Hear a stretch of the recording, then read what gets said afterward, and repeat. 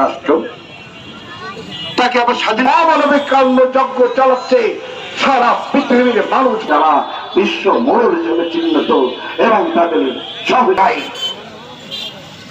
সুন্দর। আজকে এরা বাঁচিয়ে চোখের সামনে শিশুদেরকে মাদেরকে হত্যা করছে, এরা কিছুই নেই, শূন্য হাতে তাদের চেতনার যে চিৎকার সারা বিশ্ব। না, এটা হয় না। এই বিরুদ্ধে রাষ্ট্রসংঘের আমরা ঘৃণা প্রকাশ করছি।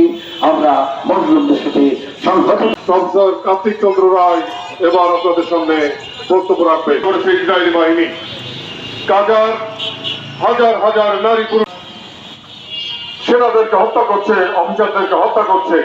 যুদ্ধের পরে তোমাদের জন্য রাষ্ট্র সৃষ্টি করে দেওয়া হবে। ইরানের কনসুলেটে হামলার ব্যাপারে বিশ্ব মানবতা কাঁপে করেছে, তার বিরুদ্ধে কিন্তু নিরাপত্তা পরিষদ নিন্দা করছে। এই ব্যবস্থা সারা পৃথিবীতে আজকে চলতে পারে না। একজন মুসলিম আল্লাহর কাছে অনুমতি নেয়, আপনারা এই জালিমের কাছে অনুমতি নিতে যে আপনারা আপনার পবিত্র দায়িত্ব পালন করেননি। বলাচ্ছেন প্রফেসর কার্তিক চন্দ্র রায়।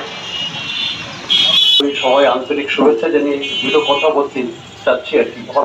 তারপরে মোজেস যে বুশা, তারপরে তৌরাত কি জানা ছিল তাদের